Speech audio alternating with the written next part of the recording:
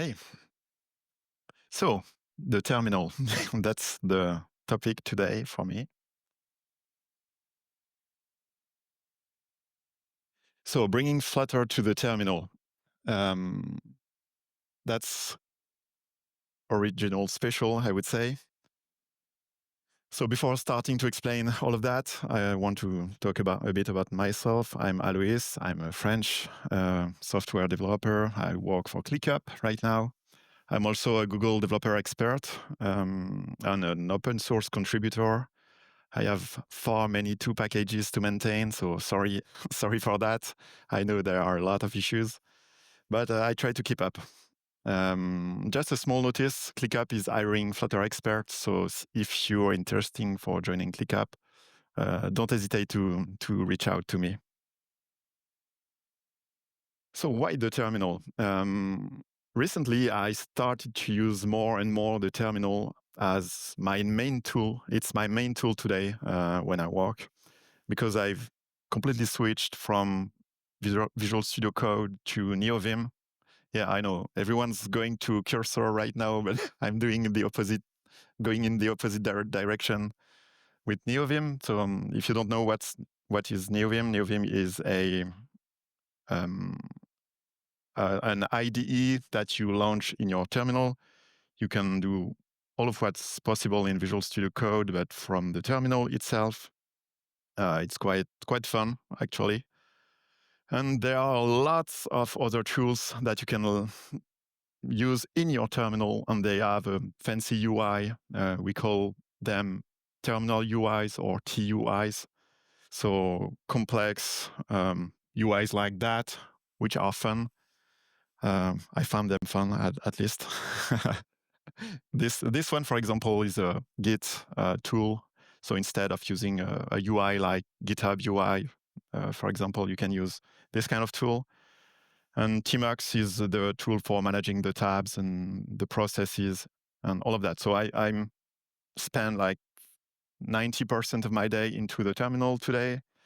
And it made me a better developer, which I wouldn't expect like 2 years ago. If you would have told me that I would use the terminal as much as that, I would love, because I'm more a visual guy. I work with Figma most of the time for designs and all of that. So it's fun. But as a developer, actually, it made me more productive, because it forced me to use more the keyboard and to be better at touch typing and all of that stuff. So it's a real improvement for me. And I started to ask myself, how do you develop this kind of UIs? Because a terminal is actually just a buffer where you send characters, like when you use it for CLI, you can see that it overflows and go to the next line, and that's it. But actually, if you fill the whole terminal with characters, you can start to think about building UIs. And that's how these UIs are built. Because you can also style each one of these characters.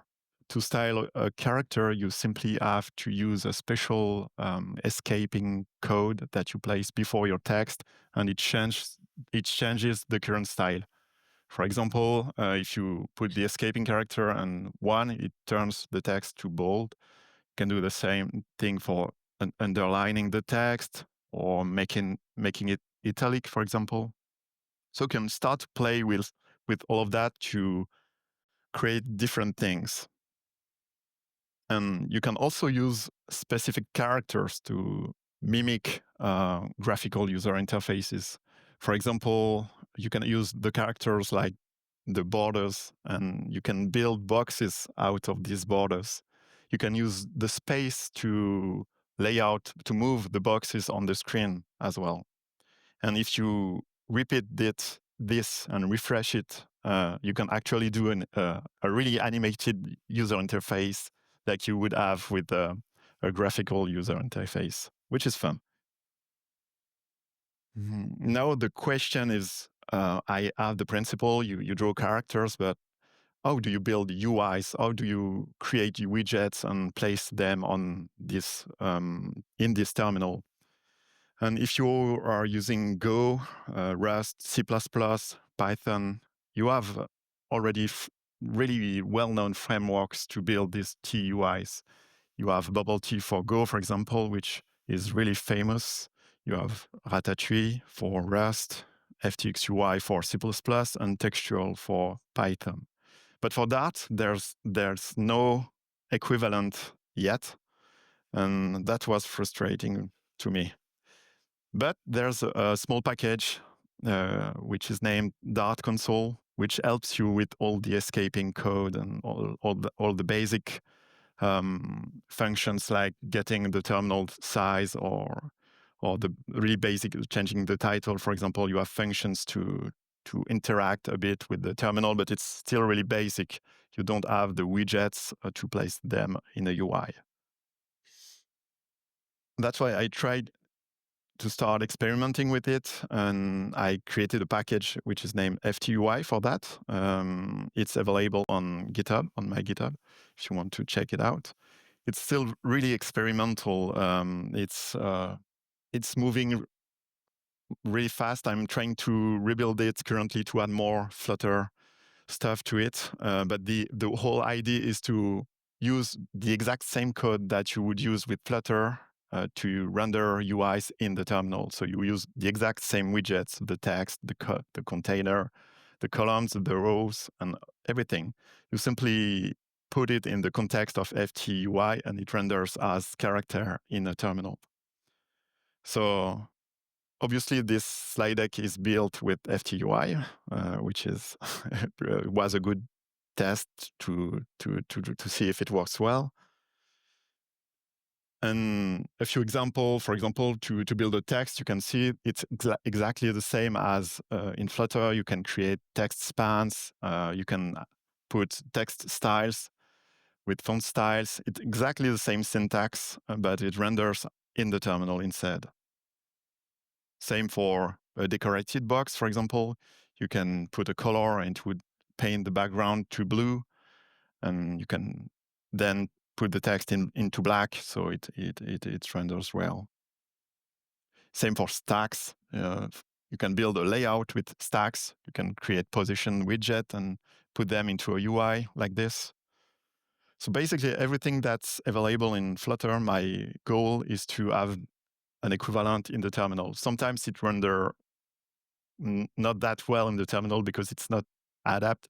If I take a shadow, for example, it does not make sense in the terminal, but it will be simply ignored. That's what I want. At least I want that you would be able to copy the code from Flutter and use it directly so that you don't lose time to learn a new set of widgets just to build small apps like this.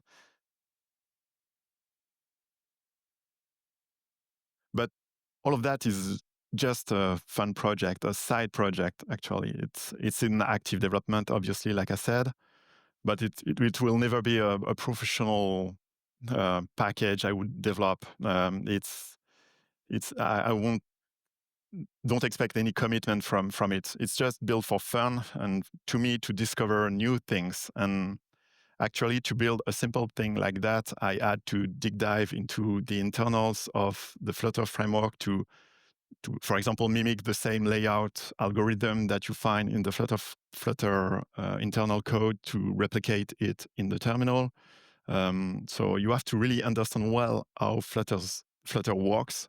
And if you don't do this kind of project, you would never invest so much time and energy to try to understand this low-level stuff. So this kind of fun project that you are involved into and that are completely different from your day-to-day job are, in my opinion, the best way to become a better developer, to learn new things, and to improve in your craft. And finally, I hope that this fun UIs makes you want to use your terminal a bit more. I see them as pixel art for images. I find them fun to use, fun to manipulate. And yeah, again, just try a few tools, and I can guarantee you will become a better developer if you learn to use these tools. You can follow the project on GitHub. This is my email if you want to to join ClickUp, and you can find me on X or GitHub or YouTube. And so don't hesitate to reach out.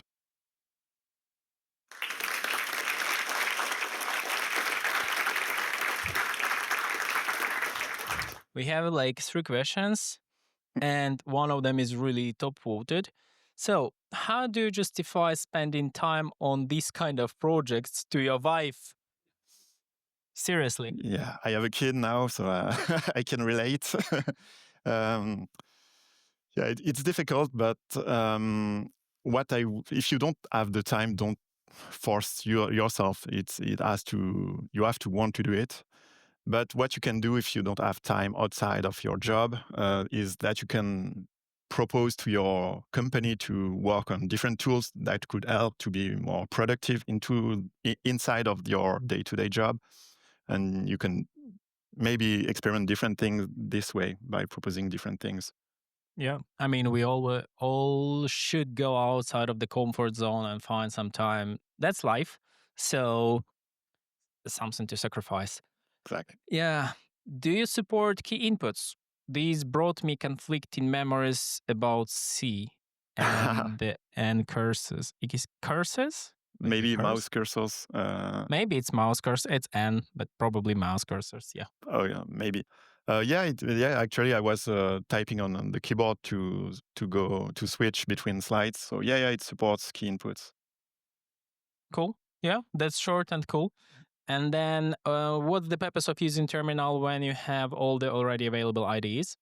Sorry. What is the purpose of using terminal when you have all the fancy IDEs? Probably you shared that in the beginning, but not really. I did not want to dive too much into these details, but these are the most portable UIs in my opinion, because you can connect on a server, for example, and use NeoVim to debug your code from your machine to the server with your local terminal.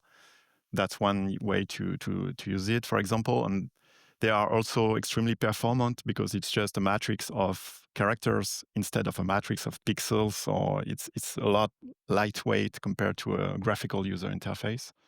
And it's really reactive. And also, this kind of an interface does not have animations most of the time because it's a constraint.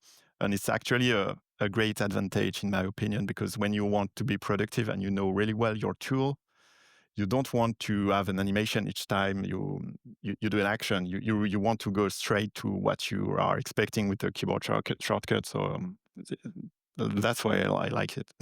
I mean, I agree. Yeah, a bit much simpler and much straightforward. That's what I appreciate in people as well. And here I want to thank you, and I want to say let's connect now because I'm real people. So round of applause to Aloïs. Thank you. Thank you. Thank you very much as well.